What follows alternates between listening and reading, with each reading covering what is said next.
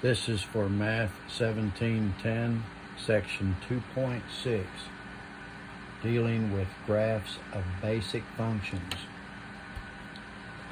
We want to speak first of all about what we mean by continuous functions, and this is considered to be an informal definition.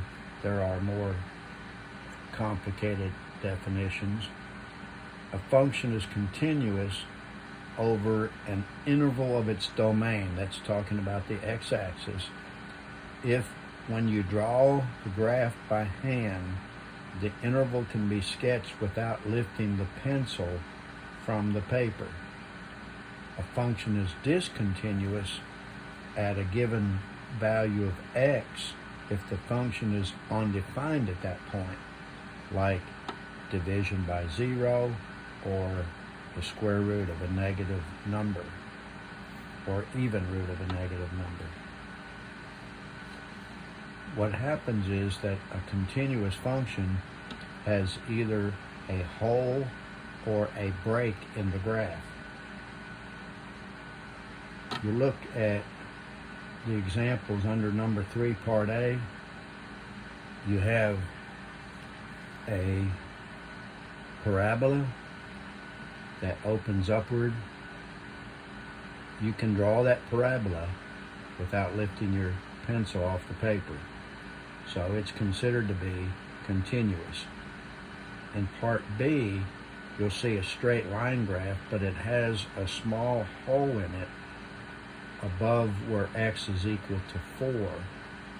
So that means there's no value for y at that point, so it's discontinuous. Under part B, we're going to look at what we call the identity function. And of course, it looks like this on the coordinate system. The reason it's called the identity function is because for every value of x, the value of y is exactly the same. So that's the same as f of x equals x or y equals x. So y and x are always the same value at every point on this graph. That's why it's called the identity function, because the x and y coordinates are identical. You'll notice it says that it increases as x gets larger, y gets larger. It's continuous. It does not have any holes or breaks in the graph. So that's the identity function. The squaring function is basically the parabola graph, and it's f of x equals x squared. That's why it's called the squaring function. Of course, it decreases to the left and it increases to the right of the y-axis. So you have from negative infinity to 0 and 0 to positive infinity as the domain. So we put a U between them representing union, and that combines the two parts of the graph. It is continuous, and the range is from 0 to positive infinity. So we now go to the cubing function. The cubing function looks like this. That's f of x equals x cubed.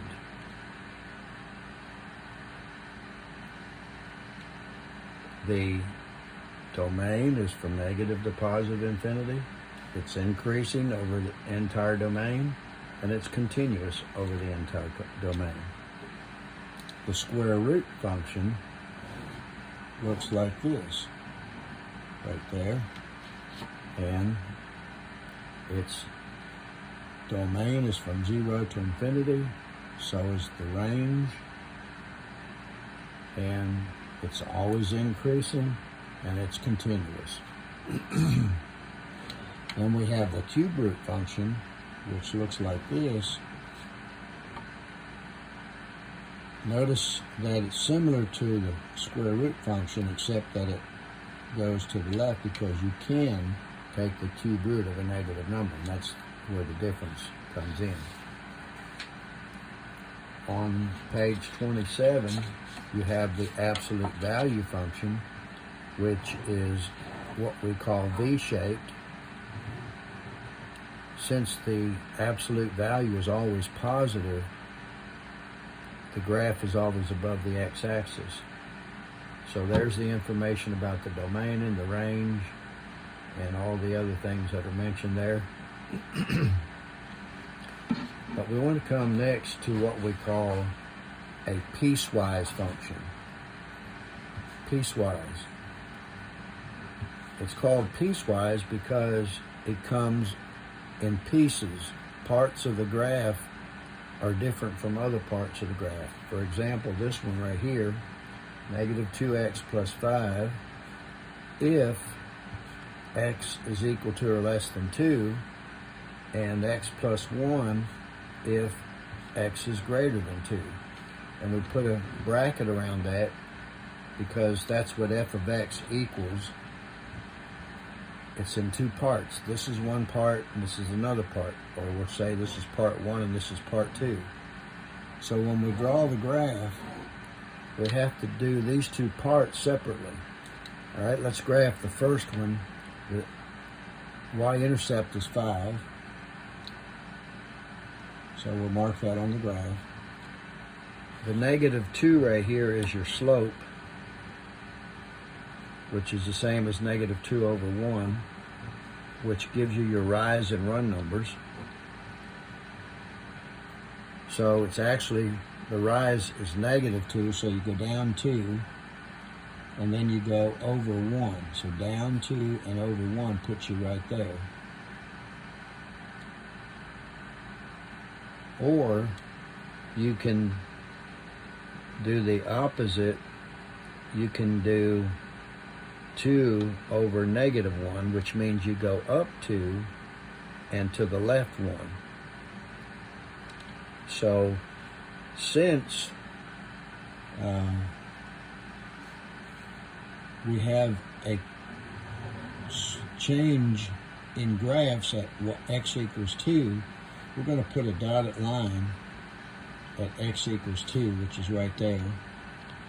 So here we're going to come down 2 and over 1, and that'll put us right there. So we've come to the limit of piece number 1. It can only go up to where x is equal to 2. And since it is equal to or less than 2, this point is actually on the graph on the first piece. So the first piece is over here. This is piece number 1. The second piece says that the y-intercept is 1, so we put the 1 right there. That the slope is 1, or 1 over 1. So we'll go up 1, over 1, up 1, over 1. And that'll put us right here. Go up 1 and over 1, keep going up 1 and over 1, and the graph goes like this. But notice that it says greater than 2, so that means 2 is not on the graph. So we put an open circle right there to show that there's a hole in the graph right there. So this is piece number 2. So the graph is in 2 pieces. All right, we have another example very similar to this, where 2x plus 3 is the graph if x is equal to or less than 0, and negative x squared plus 3 if x is greater than 0.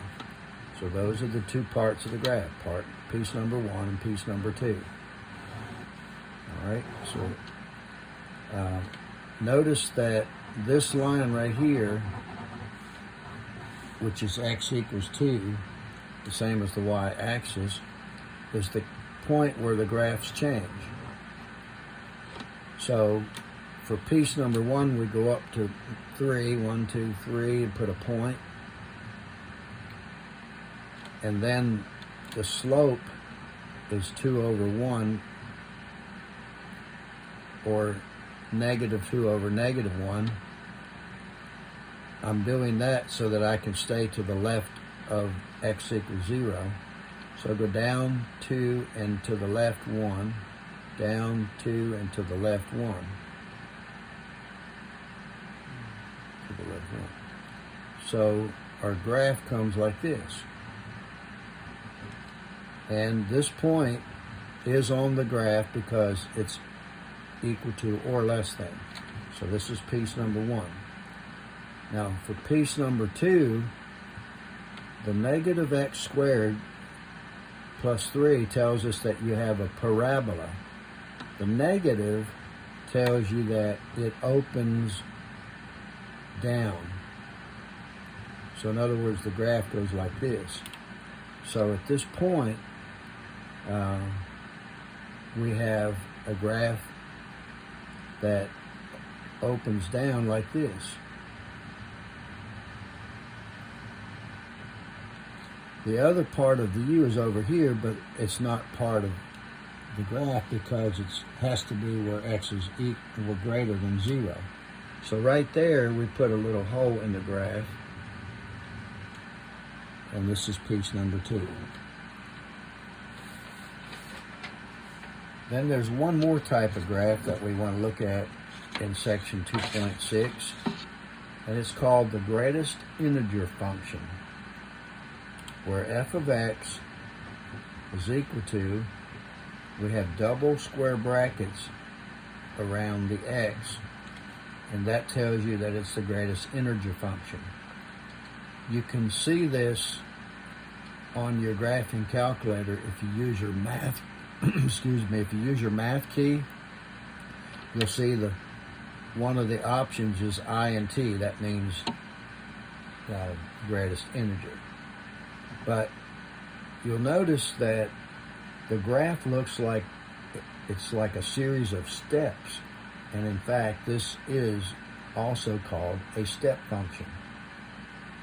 And it's based on this table here, where x is 0.1, 3.2, 4.7, 5.2, 6.4, -0.3, -1.8, -3.7, and -5.1. Those are just random x values, and then we're going to do the y values that correspond to them. The greatest integer function turns out to be, if you have a certain value of x, the y value is the greatest integer that's less than the value of x. So the greatest integer here would be 0. In other words, 0 is the greatest integer that's less than 0.1.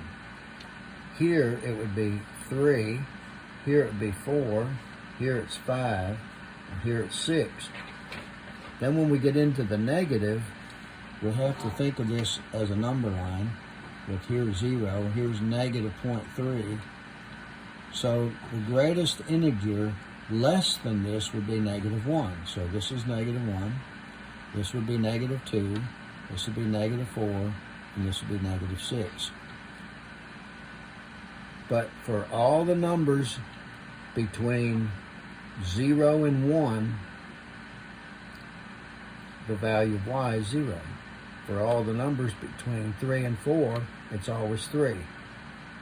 And that's why, if you notice on your graph, you have this interval is always the same in each level, in each step. So that concludes section 2.6, and you will do your homework, of course, on the Pearson website.